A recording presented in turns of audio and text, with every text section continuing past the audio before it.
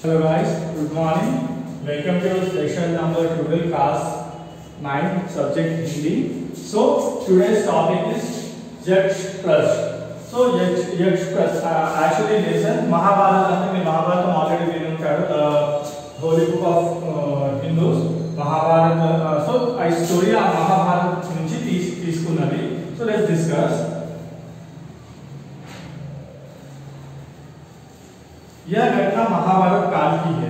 उस समय पांडव द्रौपदी सहित 12 वर्ष के वनवास पर थे। तो మీకు ఆల్రెడీ మహాభారతం గురించి తెలిసే ఉంటుంది।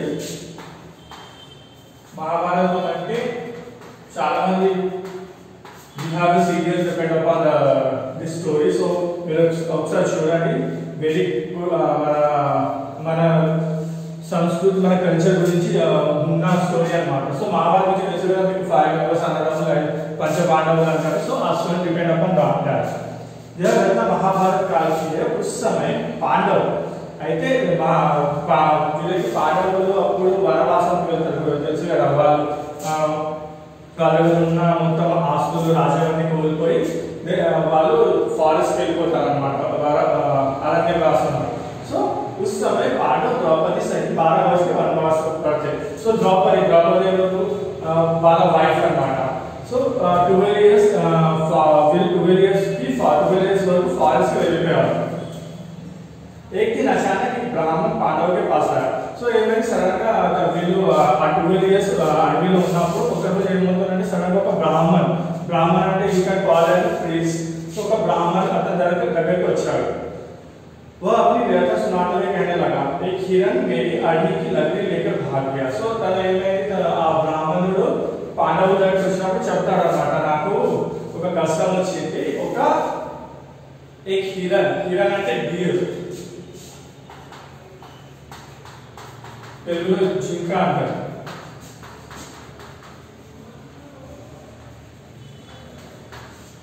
సో एक हिरण मेरी अरणी की लकड़ी लेकर भाग गया। అయితే ఏమైంది ఒక జింక నా కట్టెలను తీసుకొని పారిపోయింది। अब मेरे पास यज्ञ की अग्नि पैदा करने के लिए दूसरी लकड़ी नहीं है, कृपया मेरी लकड़ी वापस दिला दो। సో ఏమవుతుందంటే యజ్ఞ అంటే తెలిసినప్పుడు పాతకాలంలో వీళ్ళు యజ్ఞం చేసేవాళ్ళు, పూజ చేసేవాళ్ళు। వాళ్ళు ఏది ఒక బ్రిక్స్ ఒక తయారు చేసి దాంట్లో మంట పెట్టి దాన్ని పూజ చేసేవాళ్ళు దేవుళ్ళకి। సో తను ఏమంటుందంటే నేను ఆ పూజ కోసం, నేను ఆ యజ్ఞం కోసం ఏదైతే కట్టెలను తీసుకొస్తున్నానో ఒక జింక తీసుకొని పారిపోయింది, ఇప్పుడు నాకు పూజ చేయడానికి నా దగ్గర కట్టెలు, సో మీరు ఎలాగోలాగా కట్టెలను నాకు తెచ్చి ఇవ్వండి అని చెప్పి పాండవులకు ఒక బ్రాహ్మణ వచ్చి చెప్తాడు। पांडव ब्राह्मण की व्यथा से प्रभावित हुए, इसलिए वे हिरण की खोज में निकल पड़े। సో ఎప్పుడైతే బ్రాహ్మణ పాండవులకు చెప్తారు ఇలాంటి ప్రాబ్లం ఉందో వాళ్ళు ఏం చేస్తారు, సరే తనకున్న ప్రాబ్లం ఏదో చూద్దామని చెప్పేసి ఆ జింక కోసం వీళ్ళు వెతకడం స్టార్ట్ చేస్తారు। थोड़ी दूर जाने पर उन्हें हिरण दिखाई देता है। उसे पकड़ने के लिए वे आगे बढ़े, परंतु हिरण उनके आंखों से पूर्ण गायब हो गया। సో ఏమవుతుందంటే వీళ్ళు అడవిలో జింక కోసం వెతుకుతా పోతుంటే సడన్ గా వాళ్ళకి జింక కనిపిస్తుంది। జింక కనిపిస్తే దాన్ని పట్టుకోవడానికి వీళ్ళు వెళ్తారు। ఎలాగనే అదేమవుతుందో సడన్ ఇలా తిరిగే లోపు మాయమైపోతుంది। हिरण की खोज में भटकते हुए वे थक गए और विश्राम के लिए वृक्ष के नीचे बैठ गए। प्यास के मारे सभी के कंठ सूख रहे थे। సో ఏమైతే ఆ 5 మెంబర్స్ అన్నదమ్ములు పంచపాండవులు అడవికి వెళ్ళి జింకను వెతకడానికి వెళ్ళి అలసిపోయి లాస్ట్ ఏమవుతారు, దాహం వేసి ఒక చెట్టు మీద కూర్చుంటారు। युधिष्ठिर ने नकुल को पानी की तलाश में भेजा। సో మీకు తెలుసు పంచపాండవులు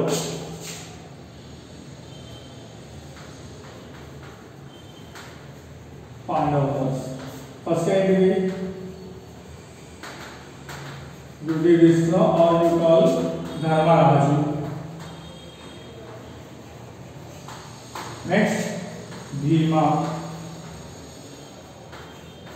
अर्जुन,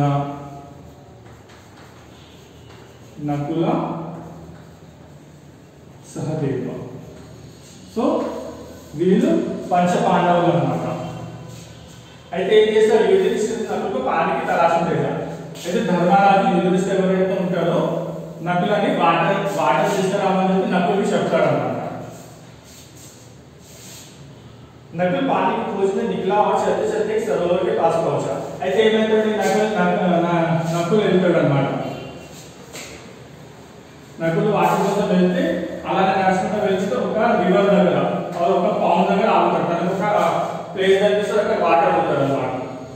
सरोवर देखते उसका मन प्रफुल्लित हो उठा। वह सोचने लगा कि क्यों ना मैं पहले अपनी प्यास बुझा लूं। सोचा ఆ ఫైర్ సందర్భంలో ఎంత రాబోతుందంటే సడన్ ఏదో వాళ్ళ పెద్దనే ఏమంటాడు, ధర్మరాజు ఏమంటాడు, వెళ్ళి ఎక్కడైనా వాటర్ ఉందేమో చూసుకొని రా అంటే నకులు ఏం చేస్తాడు, వాటర్ కోసం వెళ్తాడు. వెళ్ళగానే తనకు ఒక చెరువు కనిపిస్తుంది, ఒక రివర్ కనిపిస్తుంది. ఆ రివర్ చూడగానే తను హ్యాపీగా ఫీల్ అవుతాడు, అమ్మ నాకు తీయడానికి వాటర్ దొరికింది. సో ఫస్ట్ ఏమనుకుంటాడు, వాళ్ళకి తీసుకోవడం సరే, ఫస్ట్ మనం నీళ్ళు ఆగేసి మనం దాహం తీసుకున్నాం అని. वह पानी के लिए उठा कि हुआ था कि सहसा एक आवाज गूंज उठी, ये नकुल पानी पीने का दुस्साहस ना करे, सावधान.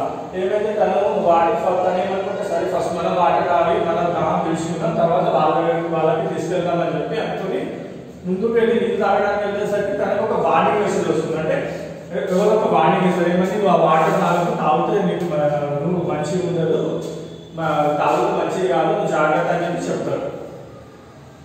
पहले मेरे प्रश्न को उत्तर दो. नकुल चेतावनी परवाना करके पानी पीने लगा. అయితే ఏమంటే ఆ మాట చెప్పగానే ఫస్ట్ ఏమంటే నువ్వు ఫస్ట్ నేను అడిగిన క్వశ్చన్ కి ఆన్సర్ చేయి, దాని తర్వాత నువ్వు వాటర్ తాగు, లేకపోతే చాలా ప్రాబ్లం వస్తాయని చెప్పి చెప్తే తను కేర్ చేయడు. నకుల్ కేర్ చేయకుండా వాటర్ తాగడానికి ముందుకు వెళ్తాడు. पानी पीते ही वह भूमि पर गिर पड़ा. बहुत देर तक नकुल न लौटने पर युधिष्ठिर को चिंता सताने लगी. సో తన ఆల్రెడీ వార్నింగ్ వస్తుంది. వార్నింగ్ ఏం వస్తుంది, నా పర్మిషన్ లేకుండా వాటర్ తాగకూడదు, ఒకవేళ వాటర్ తాగితే మంచిది కాదు, నీకు ప్రాబ్లమ్స్ క్రియేట్ అవుతాయి అని చెప్తే కూడా తను వినకుండా ఏం చేస్తాడు, పోయి వాటర్ తాగుతాడు. తాగిన వెంటనే ఏమవుతుంది, తను స్పృహలు తప్పి పడిపోతాడు. ఎంతసేపటికి నకులు రాకపోయేసరికి ధర్మరాజు యుధిష్ఠిర్ కొంచెం టెన్షన్ పడతాడు. उन्होंने उसकी खोज में बारी बारी से सहदेव, अर्जुन और भीम को भेजा. సో ఏమవుతుంది, నకులు కలుగురికి పడిపోగానే ఏం చేస్తారు, ఒక్క 1 by 1 ఫస్ట్ భీమాన్ని పంపిస్తారు, తర్వాత అర్జున్ వెళ్తారు, తర్వాత సహాదేవ్ వెళ్తారు. ముగ్గురు వెళ్తారు ఎక్కడ, కానీ వాళ్ళు కూడా రారు.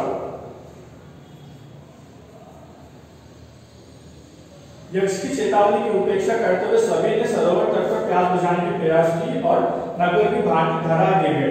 అయితే ఏమైతే వీరు కూడా అక్కడికి వెళ్ళగానే ఫస్ట్ వాటర్ చూడగానే వీరు కూడా తాగడానికి ట్రై చేస్తారు. అప్పటికి తను యక్షుడు వాటిని ఇచ్చినా కానీ తను వినకుండా వాటర్ తాగి వాళ్ళు కళ్ళు తిరిగి పడిపోతాడు.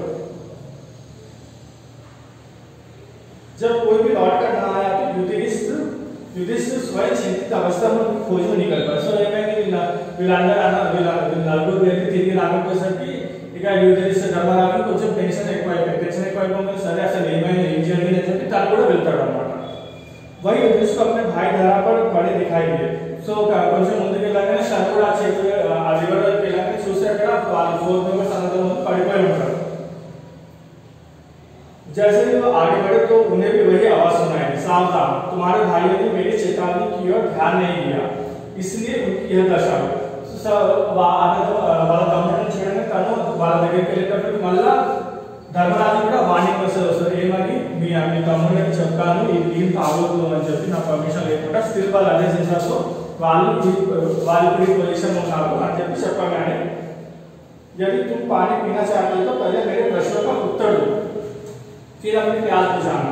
युधिष्ठिर ने कहा, श्रीमान आप प्रश्न कीजिए, मैं उत्तर देने के तैयार हूँ. అయితే తను ఏమంటాడంటే మీ తమ్ముళ్ళని కూడా సేమ్ అడిగాను, ఫస్ట్ నా క్వశ్చన్స్ కి ఆన్సర్ ఇవ్వని చెప్పాను, వాళ్ళు ఆన్సర్ ఇవ్వలేదు, నా వాణి వినలేదు, పట్టించుకోకుండా వాటర్ తాగినందుకు వాళ్ళు ఇలా అయ్యారు. ఒకవేళ నీకు మీ తమ్ముడు కావాలన్నా నువ్వు వాటర్ తాగాలన్నా ఫస్ట్ నేను అడిగే క్వశ్చన్స్ కి ఆన్సర్ ఇవ్వని చెప్పి అడుగుతాడు.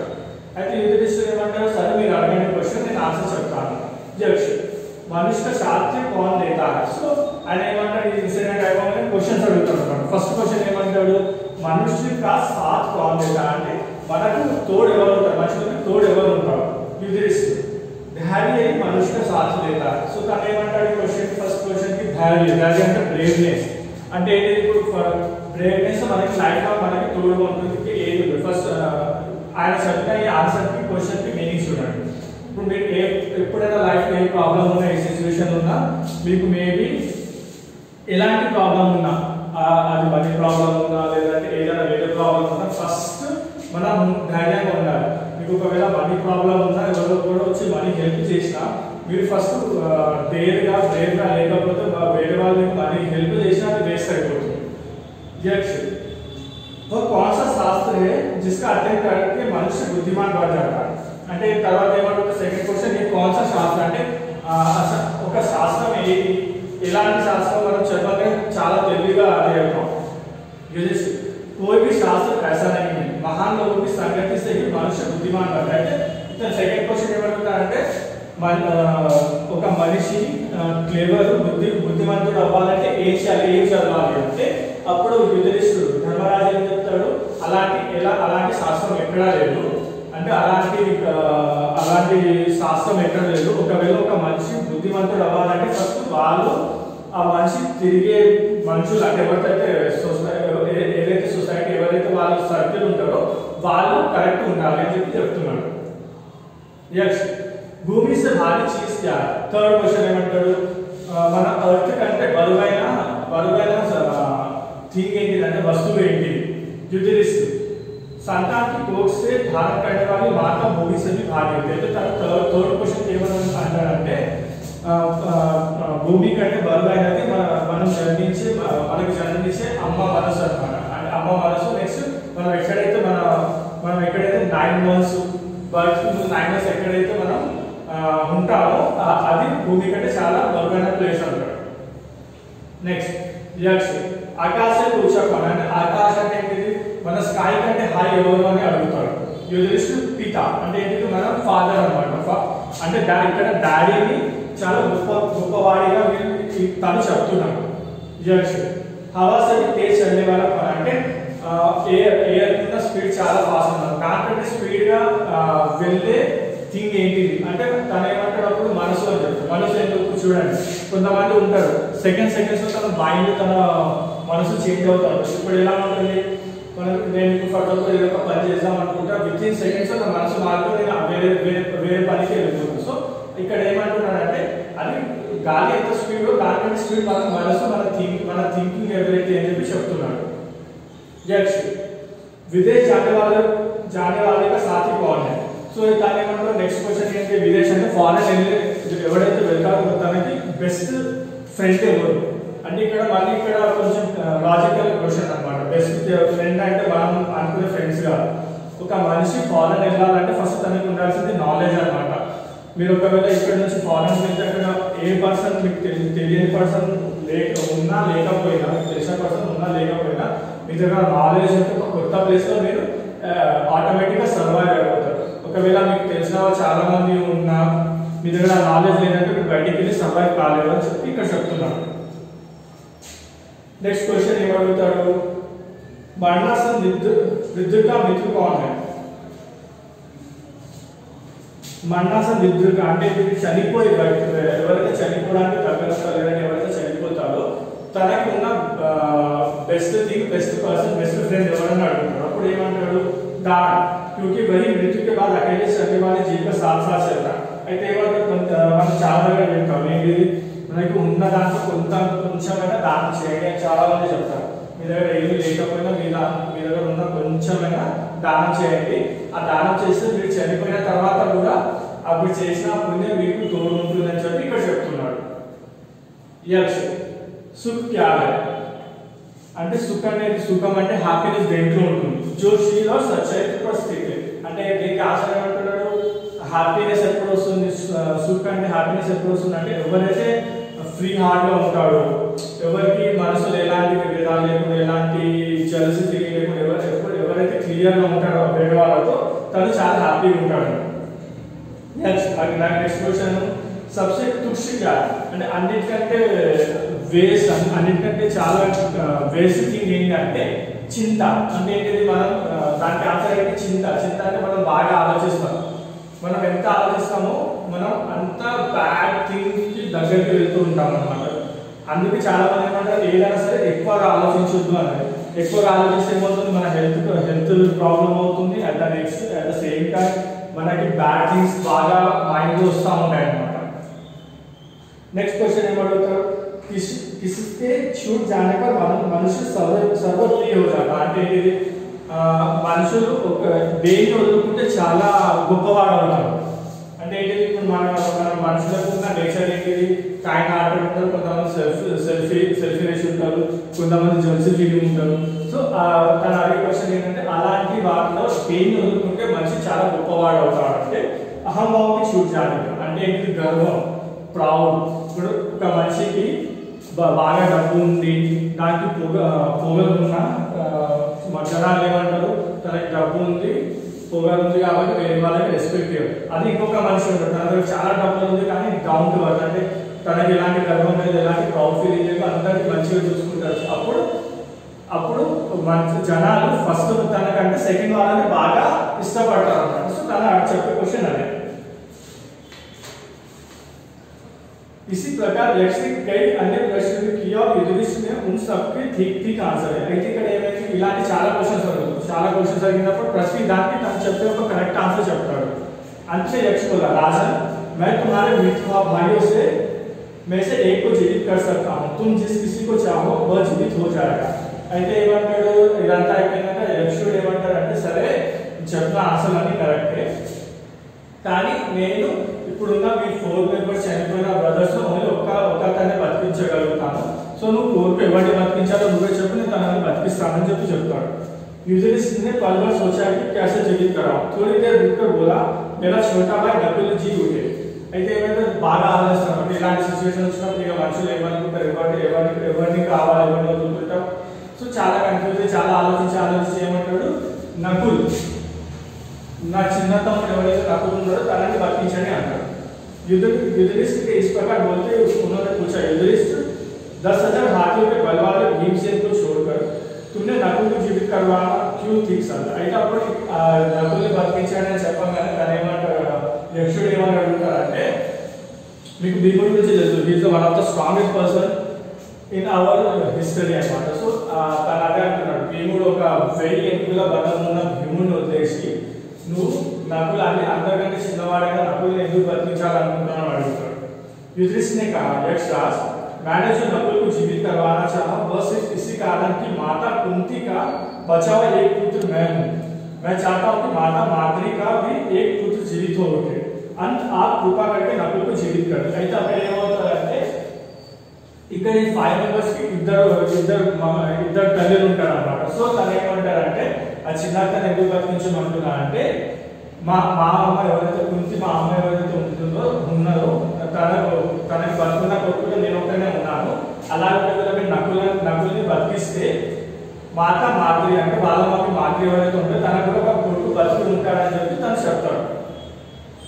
युधिष्ठिर धर्म स्वभाव से यक्ष अत्यंत संतुष्ट हो उठे और उन्होंने वर देते हुए कहा, पक्षपात रहित मेरे प्यारे पुत्र तुम्हारे चारों का भाई जीवित हो. సో తను ఏం చేశాడంటే, తను ఒక బాగా ఆలోచించమని చెప్తాడు, నకుల్ని బతికించండి, ఎందుకంటే నేను కుంతి మహారాణికి నేను ఒక కొడుకు అయితే, మిగతా ఇద్దరు చనిపోయినా నేను ఒక కొడుకు అయితే బతికి ఉంటాను. కానీ మాద్రి తల్లి మాద్రి ఎవరైతే ఉందో తనకు ఒకే కొడుకు నకులుడు, ఒకవేళ తను చనిపోతే తను కూడా బాగా బాధపడుతుంది కాబట్టి తనని బతికించాడని చెప్పి మిగతా వాళ్ళని వదిలేసి అతను ఒక్కరిని బతికించాడని చెప్పగానే ఆ మాటలు విని యక్షుడు బాగా ఇంప్రెస్ అయిపోతాడు, హ్యాపీ ఫీల్ అయ్యమంటాడు, నువ్వు ఆలోచించేవి, నువ్వు చెప్పే మాటలన్నీ, నీ ఆలోచనలన్నీ మంచివి కాబట్టి నేను బాగా ఇన్స్పైర్ అయిపోయి మీ అందరి అల్లతలను బతికిస్తున్నానని చెప్పి చెప్తాడు అన్నమాట. So this is the end of your lesson. ఇక్కడ ఏం చెప్తున్నాడు ఈ లెసన్ లో, మనకు తెలిసింది మనుషులు ఎలా ఉండాలి, మనుషులు దేన్ని వదులుకోవాలి, మనుషులు లైఫ్ సక్సెస్ అవ్వాలంటే ఏం చేయాలి. సో అలాంటి హ్యూమన్ నేచర్ ని ఇక్కడ డిస్క్రైబ్ చేయడానికి ఈ లెసన్ చెప్పాడు అన్నమాట. So this is the lesson totally depend upon our epic story Mahabharat అన్నమాట. So this is the end of your session. Homework ఏం లేదు, జస్ట్ మీకు కొంచెం నాలెడ్జబుల్గా ఒకసారి మహాభారత్ గురించి ఒకసారి చదువుకొని చూడండి. మీకు చాలా ఇన్స్పైర్ అయ్యి విషయాలు తెలుస్తాయి అన్నమాట. మన లైఫ్లో ఎలా ఉండాలి, లైఫ్లో ఎలా బతకాలని చెప్పి, ఒక మంచి సక్సెస్ అవ్వాలంటే లైఫ్లో ఎలా ఉండాలని చెప్పి ఒక క్లియర్ స్టోరీ ఇక్కడ మీకు మహాభారత్లో చెప్తారు అన్నమాట. So try to read Mahabharat. Okay, thank you.